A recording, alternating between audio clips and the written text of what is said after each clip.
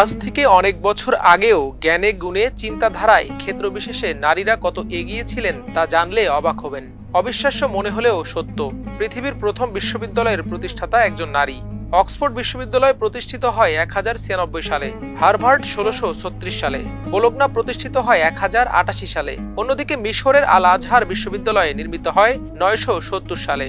কিন্তু তারও আগে মরক্কোতে আল কারাউইন নামে আরও একটি বিশ্ববিদ্যালয় প্রতিষ্ঠিত হয়। ইউনেস্কো ও গিনেস বুক অব ওয়ার্ল্ডের রেকর্ড অনুযায়ী সেটি পৃথিবীর প্রথম বিশ্ববিদ্যালয় হিসেবে স্বীকৃত, যা প্রতিষ্ঠার পর থেকে আজ পর্যন্ত চলমান।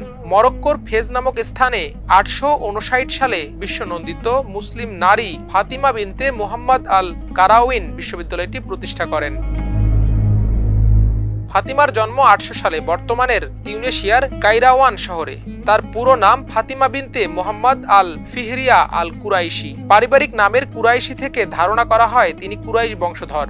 উমাইয়া শাসকদের হাতে তিউনেশিয়ার কাইরাওয়ান শহরটির গোড়াপত্তন হয়েছিল।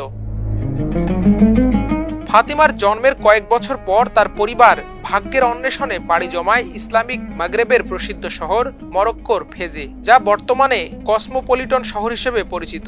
ফেজে এসে ফাতিমার বাবা মোহাম্মদ আল ফিহরির ভাগ্য সত্যি বদলে যায়। ব্যবসা করে প্রচুর ধন সম্পদের অধিকারী হন। সন্তানদের সুশিক্ষা দেওয়ার ক্ষেত্রে তিনি কোনো আপোষ করেননি। দুই মেয়ে ফাতিমা ও মরিয়ামকে ক্লাসিক্যাল আরবি ভাষা, ইসলামিক ফিকাহ ও হাদিস শাস্ত্র বিষয়ে লেখাপড়ার সুযোগ করে দেন তিনি। ফাতিমাও শৈশব থেকে পড়াশোনার প্রতি বেশ আগ্রহী ছিলেন। প্রাপ্তবয়স্ক হওয়ার পর ফেজেই এক ধনী ব্যবসায়ীর সঙ্গে বিয়ে দেয়া হয় তাকে। সবকিছু সুন্দরভাবেই চলছিল, কিন্তু অল্প সময়ের ব্যবধানে বাবা, ভাই ও স্বামীকে হারান ফাতিমা।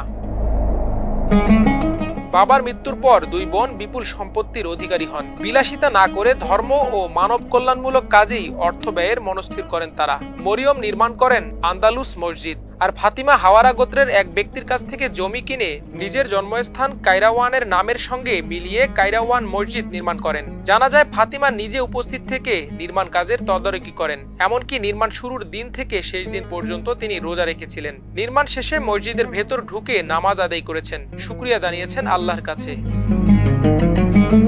মসজিদের বর্ধিতাংশে একটি মাদ্রাসা নির্মাণ করেন ফাতিমা।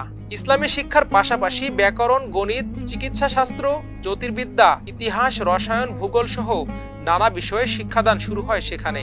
আনুষ্ঠানিক শিক্ষার জন্য ডিগ্রি প্রদানের প্রচলনও চালু হয়। 10ম শতাব্দী থেকে মাদ্রাসাটির খ্যাতি আফ্রিকা ছাড়িয়ে ইউরোপেও ছড়িয়ে পড়ে। ফলে আশপাশের অনেক দেশ থেকে শিক্ষার্থীরা আসলে মাদ্রাসাটি আফ্রিকা অঞ্চলের সবচেয়ে বড় বিশ্ববিদ্যালয়ে পরিণত হয়। শহরের প্রাণকেন্দ্র হয়ে ওঠে প্রতিষ্ঠানটি।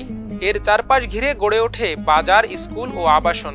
ধীরে ধীরে বিভিন্ন অঞ্চল থেকে বিভিন্ন ধরনের মানুষের সমাগমও বাড়তে থাকে। এক পর্যায়ে মরক্কোর ক্ষমতাধর শাসকের পৃষ্ঠপোষকতা পায় বিশ্ববিদ্যালয়টি। আল কারাউইন বিশ্ববিদ্যালয় ইসলামিক বিশ্ব ও ইউরোপের মধ্যে সম্পর্ক তৈরিতে গুরুত্বপূর্ণ ভূমিকা পালন করেছিল। শুধু মুসলমান নয়, মধ্যযুগের অনেক খ্যাতিমান ইহুদি খ্রিস্টান মনীষীও এই বিশ্ববিদ্যালয় থেকে পাশ করে বেরিয়েছেন। রেনেসার সময়ে ইউরোপিয়ানদের গবেষণার কাজে সহায়তা করেছিল মুহাম্মদ আল ইদ্রিসির মানচিত্র, যিনি এই বিশ্ববিদ্যালয়েরই শিক্ষার্থী ছিলেন। এছাড়া এই বিশ্ববিদ্যালয়ে অধ্যয়ন করা অনেক পণ্ডিত তাদের কাজের মাধ্যমে বিশ্বকে আলোকিত করেছেন। যেহেতু বিশ্ববিদ্যালয়টি ইউরোপ কিংবা বিশ্বের অন্যান্য বিশ্ববিদ্যালয় প্রতিষ্ঠার আগে নির্মাণ করা হয়েছিল, তাই এটির পাঠদান পদ্ধতি ছাড়াও শিক্ষার্থীদের সমাবর্তনের পদ্ধতিও অন্য বিশ্ববিদ্যালয়গুলো অনুকরণ করেছিল। এই বিশ্ববিদ্যালয়ের স্কলারদের পাগড়ি ও গাউন পরিয়ে সংবর্ধনা দেয়া হতো। আজকের আধুনিক বিশ্বে সমাবর্তন অনুষ্ঠানে শিক্ষার্থীদের আমরা যে গাউন ও হ্যাট পরতে দেখি, তা মূলত এই বিশ্ববিদ্যালয়ের অনুকরণেই আজকের রূপ পেয়েছে। এই বিশ্ববিদ্যালয়ের লাইব্রেরিকে বিশ্বের প্রাচীনতম লাইব্রেরি হিসেবে মনে করা হয়। অগ্নিকাণ্ডে বিপুল পরিমাণ পাণ্ডুলিপি নষ্ট হওয়ার পরও 4000-এরও বেশি প্রাচীন ও দুর্লভ পাণ্ডুলিপি রয়েছে এখানে। এর মধ্যে উল্লেখযোগ্য কিছু পাণ্ডুলিপি হল হরিণের চামড়ার উপর ইমাম মালিক রহমতুল্লাহর লেখা মুয়াত্তা পাণ্ডুলিপি, 1602 সালে সুলতান আহমদ আল মনসুরের দেয়া কোরআনের কপি, হাদিসের সংকলন, ইবনে ইসহাকের লেখা হযরত মুহাম্মদ সাল্লাল্লাহু আলাইহি সাল্লামের জীবনী, ইবনে খুলদুনের লেখা কিতাব আল ইবার ও আল মুকাদ্দিমার মূল পাণ্ডুলিপি। এ মসজিদটির মূল গঠন ছিল 30 মিটার লম্বা, সঙ্গে একটা গোল চত্বর এবং চারদিক তির্যক স্তম্ভ বেষ্টিত ঘোরানো গলি। 956 সালে প্রথমবার মসজিদটি সংস্কার করেন কর্ডোবার খলিফা তৃতীয় আব্দুর রহমান। পরে সুলতান আলী ইবনে ইউসুফ 1135 সালে মসজিদটির উল্লেখযোগ্য সংস্কার করেন। এরপর কয়েকবার পুনঃসংস্থাপনের মধ্য দিয়ে বর্তমান অবস্থায় এসে দাঁড়িয়েছে। 1963 সালে বিশ্ববিদ্যালয়টি আধুনিক মরক্কোর সরকারি বিশ্ববিদ্যালয় হিসেবে যাত্রা শুরু করে।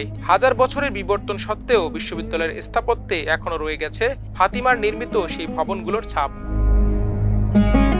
ফাতিমা দরিদ্র ও অসহায় শিক্ষার্থীদের নিজ দায়িত্বে পড়াতেন বলে উম্মে আল বানিয়ান বা সন্তানদের মা নামেও পরিচিত ছিলেন। 880 সালে পরলোক গমন করেন এই মহিয়সী নারী। তার প্রতিষ্ঠিত বিশ্ববিদ্যালয়টি আজও জ্ঞানের আলো ছড়াচ্ছে। আধুনিক হওয়া সত্ত্বেও বিশ্ববিদ্যালয়টিতে ইসলামী মূল্যবোধ ও পাঠদানের ইসলামী পদ্ধতির প্রতি এখনো বিশেষ গুরুত্ব দেওয়া হয়। এটি নানা বিষয়ে উচ্চ ডিগ্রি প্রদানকারী প্রাচীনতম একমাত্র বিশ্ববিদ্যালয়, যা টানা 1250 বছরেরও বেশি সময় ধরে চালু রয়েছে।